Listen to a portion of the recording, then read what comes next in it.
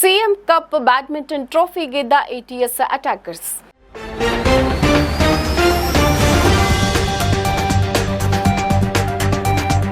ಸರ್ವಾಂಗೀಣ ಆಟ ಪ್ರದರ್ಶಿಸಿದ ಎಟಿಎಸ್ ಅಟ್ಯಾಕರ್ಸ್ ತಂಡ 2026ರ ಚೊಚ್ಚಲ ಸಿಎಂ ಕಪ್ ಬ್ಯಾಡ್ಮಿಂಟನ್ ಟ್ರೋಫಿಯನ್ನ ಮುಡಿಗೇರಿಸಿಕೊಂಡಿದೆ. 9 ಡ್ರೀಮ್ಸ್ ಹೌಸ್ ಸಂಸ್ಥೆ ಆಯೋಜಿಸಿದ್ದ ಪ್ರತಿಷ್ಠಿತ ಸಿಎಂ ಕಪ್ ಟೂರ್ನಿಯ ಫೈನಲ್ ಪಂದ್ಯದಲ್ಲಿ ಪ್ರೋವಿನ್ ಪ್ಯಾಂಥರ್ಸ್ ತಂಡವನ್ನ ಮಣಿಸಿ ಎಟಿಎಸ್ ಅಟ್ಯಾಕರ್ಸ್ ತಂಡ ಗೆಲುವಿನ ನಗೆ ಬೀರಿತು.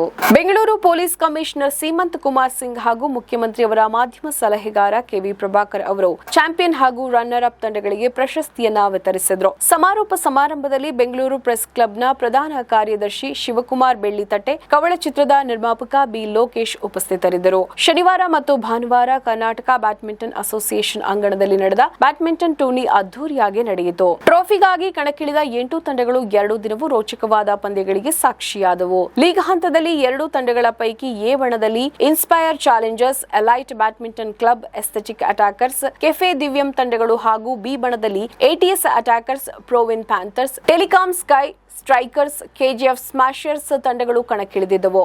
ಮೊದಲ ಸೆಮಿಫೈನಲ್ನಲ್ಲಿ ಎಟಿಎಸ್ ಅಟ್ಯಾಕರ್ಸ್ ತಂಡವು ಎಲೈಟ್ ಬ್ಯಾಡ್ಮಿಂಟನ್ ಕ್ಲಬ್ ತಂಡವನ್ನ ಮಣಿಸಿದರೆ, ಎರಡನೇ ಸೆಮಿಫೈನಲ್ನಲ್ಲಿ ಪ್ರೋವಿನ್ ಪ್ಯಾಂಥರ್ಸ್ ತಂಡವು ಇನ್ಸ್ಪೈರ್ ಚಾಲೆಂಜ್ ತಂಡವನ್ನ ನೇರ ಸೆಟ್ಗಳಲ್ಲಿ ಸೋಲಿಸಿ ಫೈನಲ್ ಪ್ರವೇಶಿಸಿದವು.